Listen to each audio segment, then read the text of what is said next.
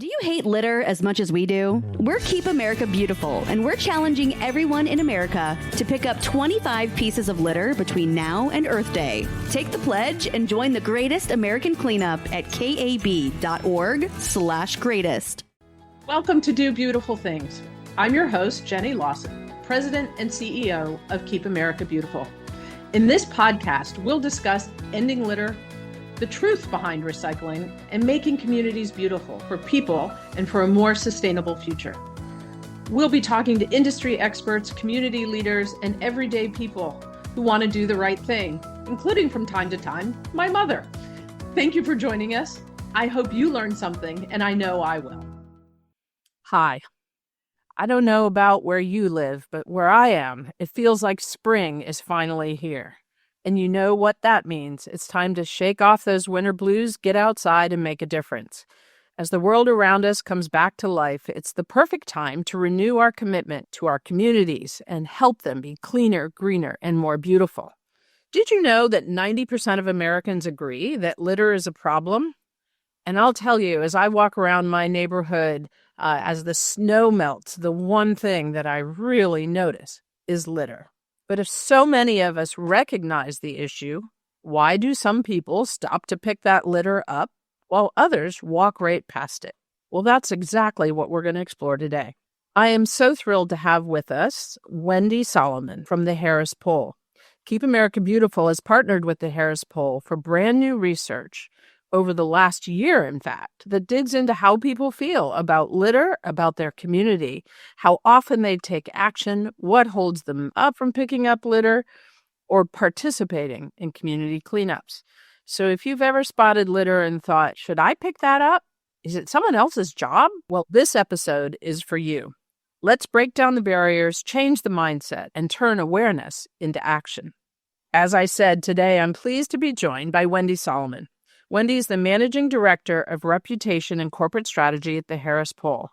With over 25 years of experience, she is a keen observer of culture.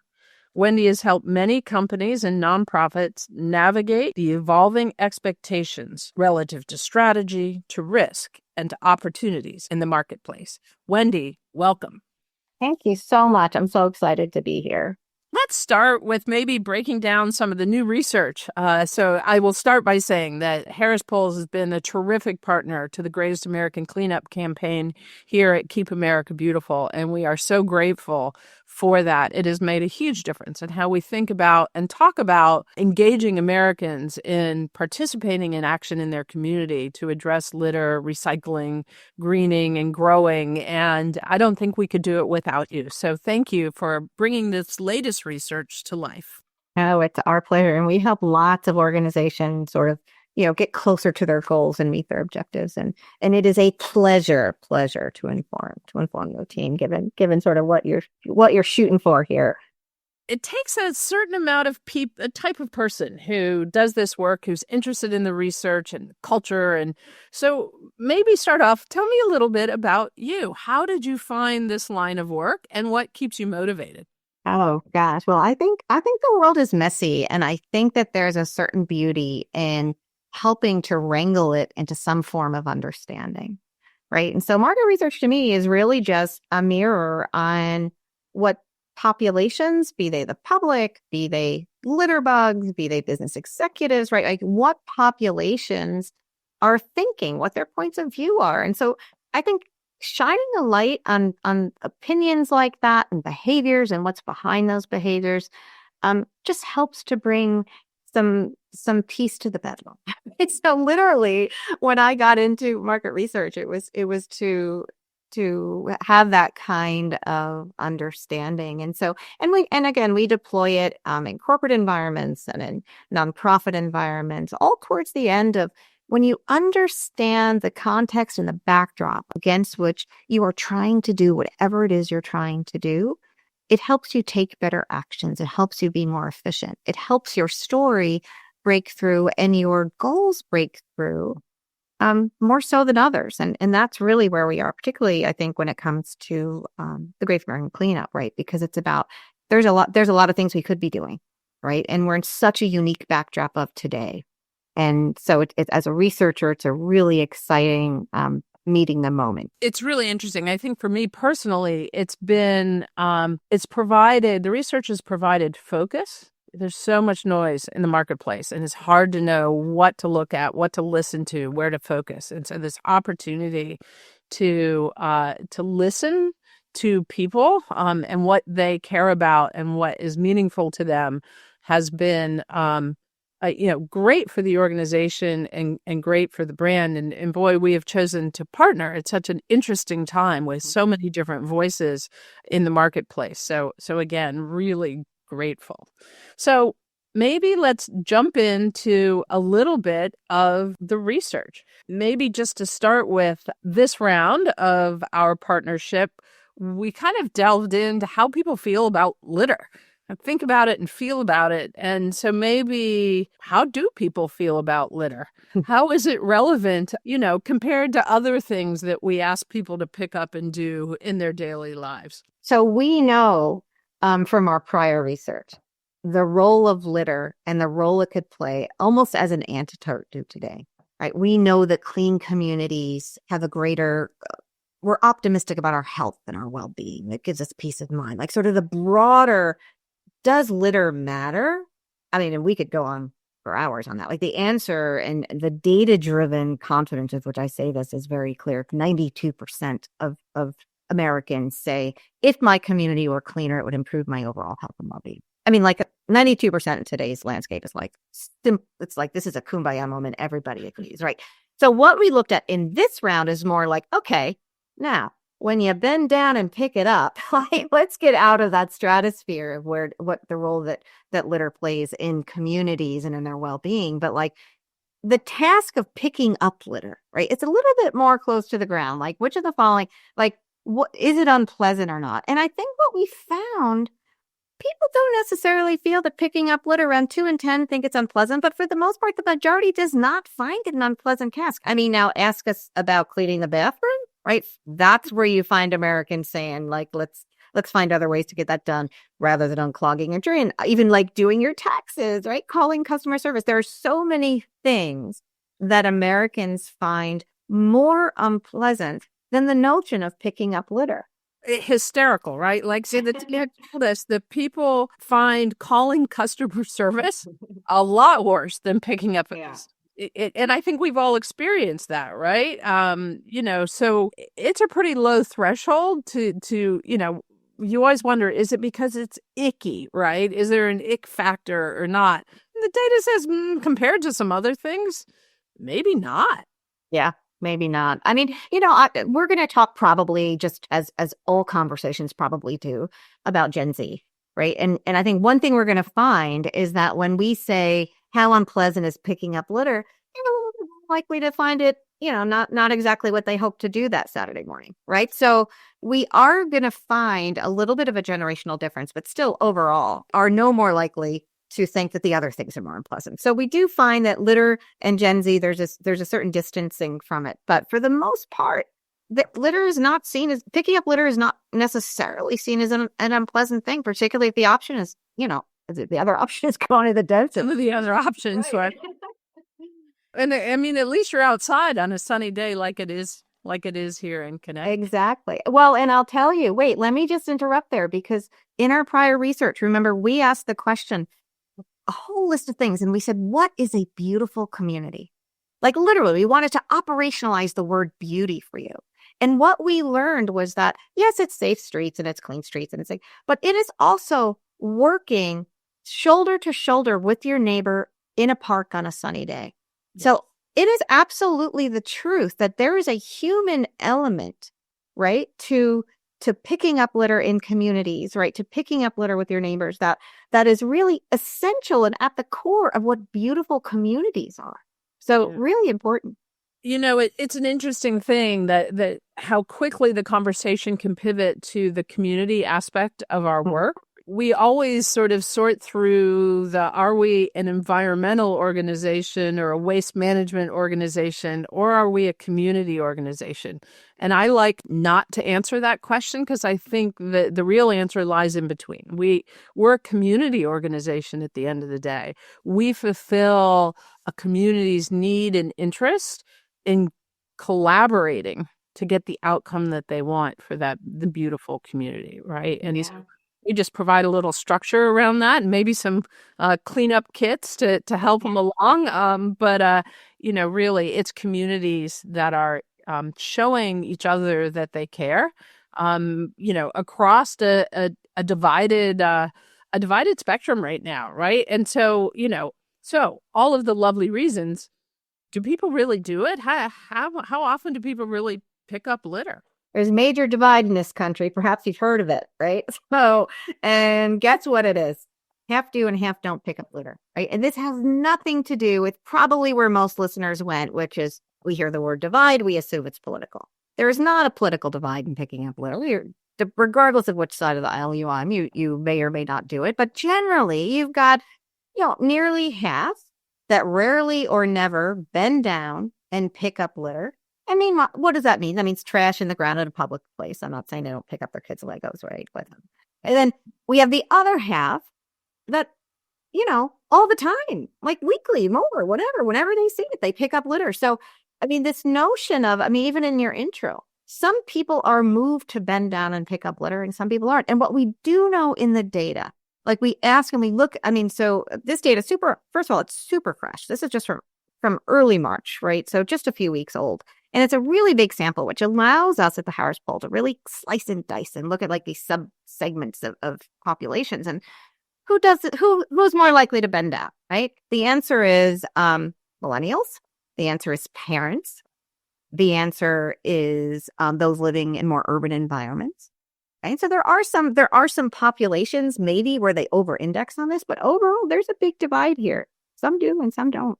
It's interesting that it's this sort of more urban environment, and I wonder if there's anything to do with access with a place to put the litter once you've picked it up, right?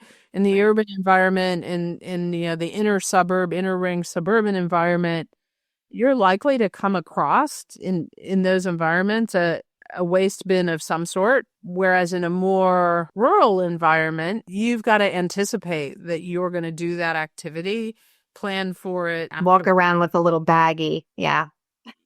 Yeah. No, I hear you. Yeah. I also think it's probably opportunity, right? Where urban residents probably find themselves strolling through parks more, like on their way from A to B, right? Assuming if it's a more, the traditional urban environment where you're just commuting more via foot, right? So it could be a little bit of opportunity, but you're right. What we're going to find is that ease is super important. Convenience is super important to whether or not I bend down. That's interesting. And yeah, I want to get into that conversation, right? Because it overlays a couple other issues where we spend a lot of time focusing. So I'm looking forward to it. So let's look at those people who don't do this. What's their story? Why not? So here's what's interesting. It's not that they don't care, right? So when we look at people who tell us like, oh, I rarely or never pick up litter when I'm in a public place, and we give them like a host of reasons why. The research tells us hardly anybody says litter doesn't bother me. So litter bothers them. Hardly anybody says I don't care. They do care about litter and litter bothers them. But the main reason is that, I think it's not rocket, it's unsanitary. They don't want to touch other people's trash. I think it's a pretty basic thing. There are some that haven't given it much thought, but there's generally this is a story of ick. And this is a story of a growth factor of picking up litter that is perceived. To that, I wondered, in fact, this is what happens at our house. We have, and I wonder how many other Americans do, that box of post-COVID gloves that sit in the back of your closet now for most of us, thank goodness. Perhaps we just want to encourage people to move those into the back of the car.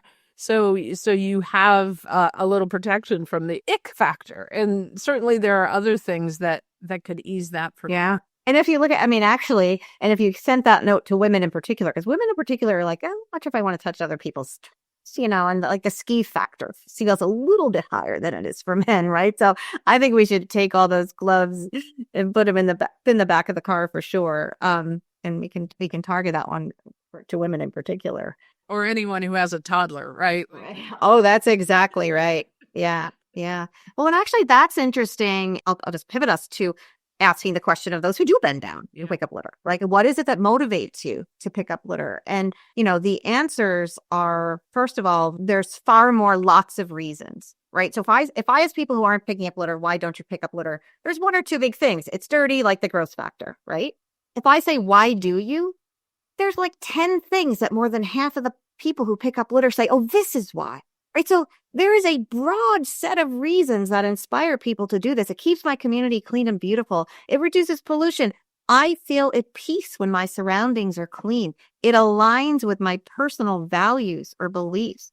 I mean, so there's lots of reasons. It also protects wildlife. I like to set a good example. Like you've got more than a third of people who pick up litter selecting all of the things I just rattled off. So we are not lacking reasons and motivations to bend down. Now, the simple notion of keeping my community clean and beautiful is the winner. Like winner, winner, chicken dinner, right? That one outpaces all the others. And what we see, so in research, you can draw like a straight line by generation. It is a little bit weaker for Gen Z and millennials. Like it's like 6 in 10, let's say. By the time you're 50, it's like 70% choose that one. And by the time you're a boomer, 80% of boomers say it's because it keeps my community. So this sense of home, this sense of place, this sense of wanting to feel an ordered and clean and beautiful environment seems to increase with age or aligns with older generational values a little bit more. But it's a number one reason for all generations. It feels universal. It's interesting, too, because I think you also said earlier, right, that parents are in the more likely to pick up category. And then I think about our Gen Z and millennial, and I have, a house full of those, and they don't live at the house anymore, but they are out in the world, and but they're also at an age where their relationship to their community, so back to the value to community, is not quite as strongly established. Totally. As it is for, folks in their, I guess that's Gen X or certainly, on the last year of the baby boom, right? Like certainly we have this deep established connection to our community that maybe just isn't set in yet in Gen Z and the younger millennials anyways, right?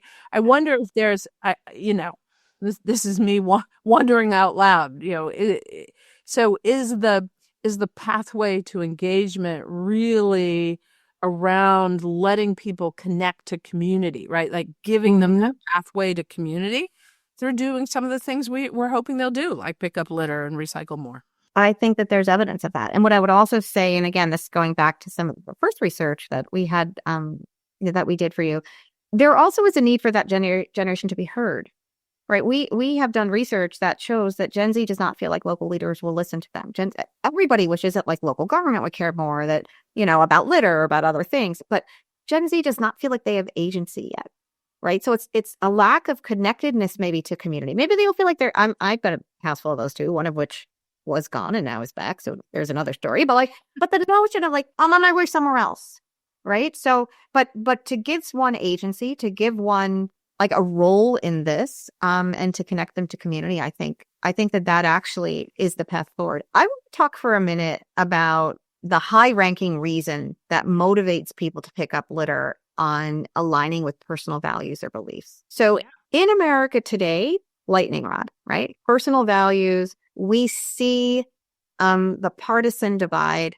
What I want to make very clear to listeners, to you, is that whether I identify as Democrat, Republican, or Independent, I am motivated to pick up litter because it aligns with my personal beliefs. So this is truly a unifying, bridging activity and priority, which I think, not to overstate dramatically, but I think that there are not so many of them right now, right? There are not so many of them. And so what we're finding here among those who pick up litter is that there is something at the core of personal values that this just taps. And it doesn't matter who I vote for. I think that's really important, right? And I think this whole sense of personal agency, access to decision makers, one of the things as you were saying that I was thinking about is, well, what if we really make sure at the local level that we're inviting those local leaders to these cleanups and helping them turn out?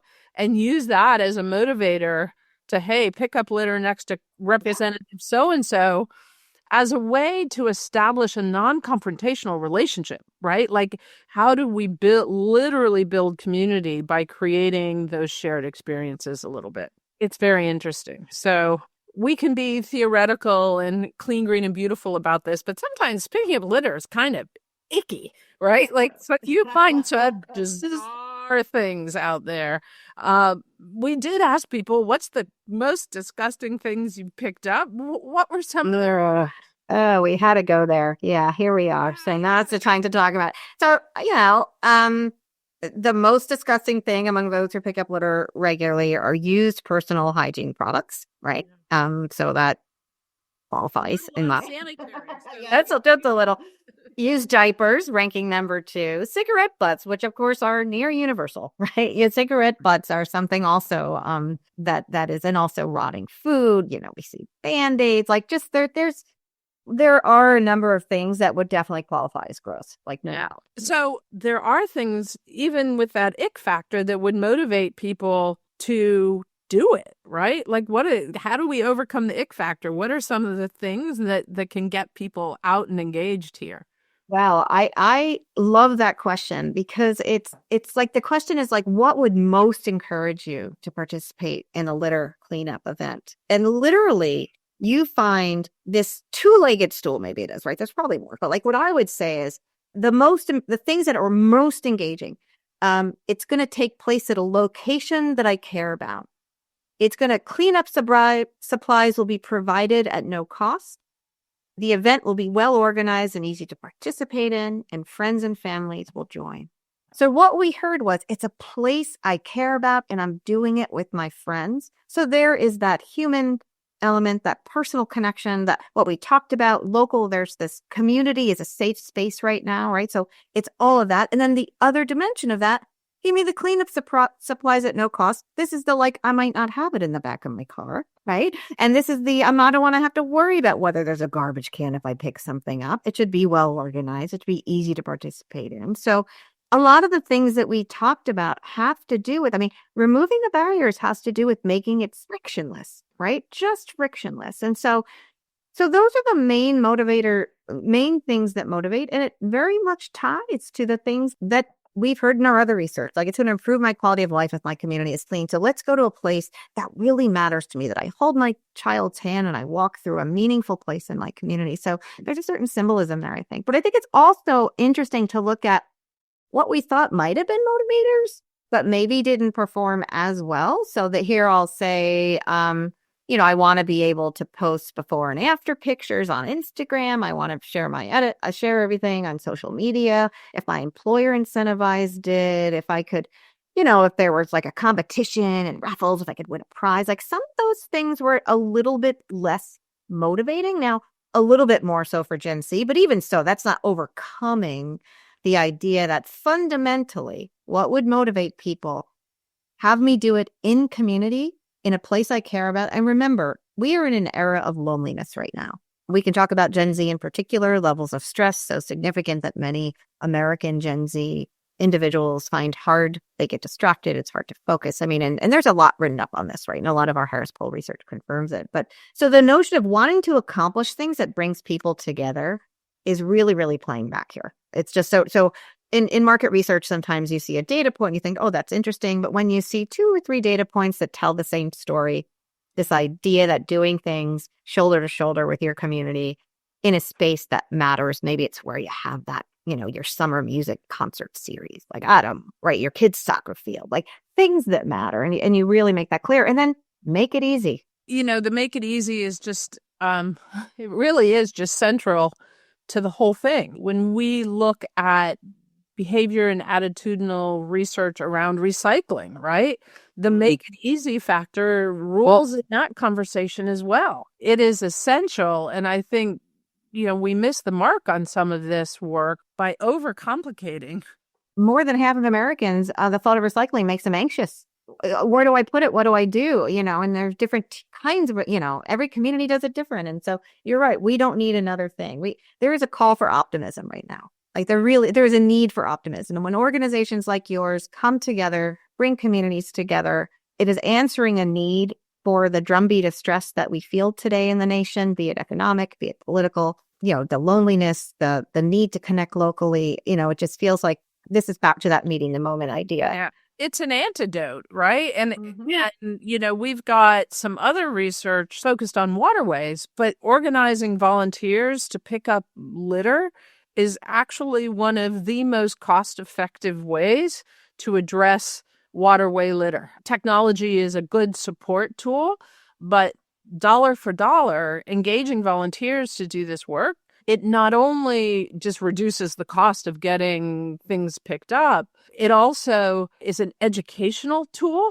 that helps people better understand not littering and why not to litter and making that happen in just sort of an education behavior change perspective. If you had to go pick up litter, you learn not to put it on the ground in the first place, right? Like it becomes a real issue.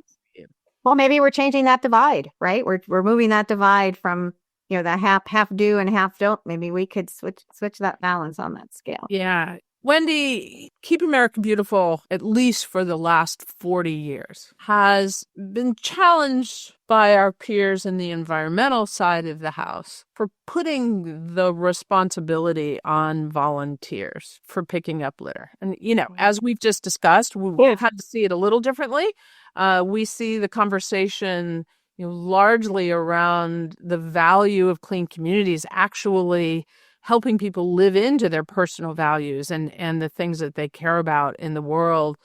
We ask the question, whose job is it? And so maybe if we can go back and just spend a little bit of time on how the research looks at who should pick up litter. The main answer that we hear from Americans is the one that, my goodness, I hope we would hear, which is the people who litter, right? Which goes back to the source, right? This is let's get them not to litter in the first place. So perhaps if we engineered this, we would go back towards, we would teach them not to litter in the first place, right? So, but primarily people are looking, number one, at the people who litter.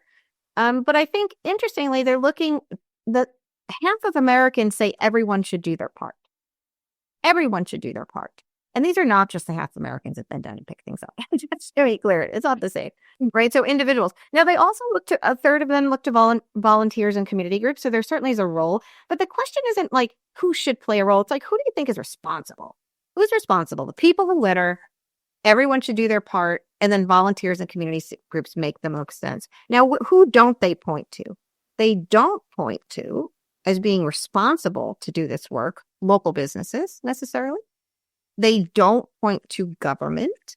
However, I would say if we use a third or more of people feeling that that entity is responsible, Gen Z, interestingly, is more likely to point to government as responsible for picking up litter, which I think is, back to what we were talking about, an interesting extension of this arm's length relationship that they have with litter and maybe with communities, in the sense of, this idea of bid money, brain, right? Yeah, exactly. Like not doing it themselves. Yeah. So we see that a little more, but basically it's about everyone should do it. Now, in our prior research, we did ask about, we learned that like more people were seeing litter more and more. Many Americans sense that their communities are actually, there's a more urgent need. I already talked about how beneficial it is. So your idea of having volunteers do it as a bad thing, my sense is that the greatest American cleanup literally has the potential to address some of the ways that society is hurting, right? Yeah. So this is in building community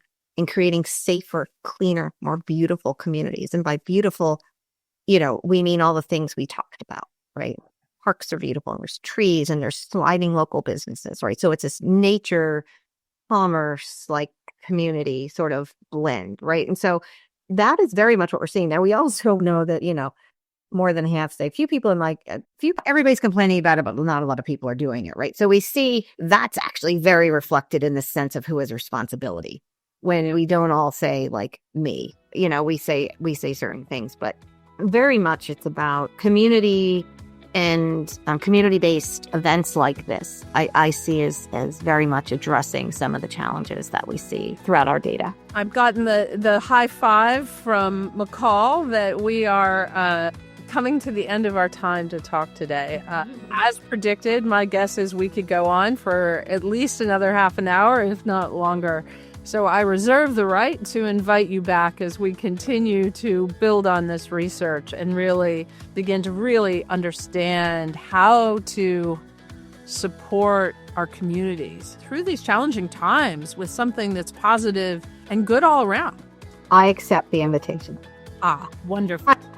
Well, it's been an absolute delight, Wendy. Thank you so much for joining. And together, I hope we can work to keep doing beautiful things. Thank you. We'll close with another big thank you to Wendy Solomon from Harris Poll as we close out today's episode of Do Beautiful Things. We appreciate her sharing insights and helping us better understand what motivates and what holds people back from picking up litter.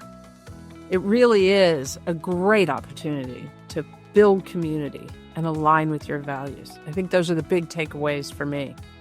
If today's conversation sparked something in you, now is a perfect opportunity to spring into action.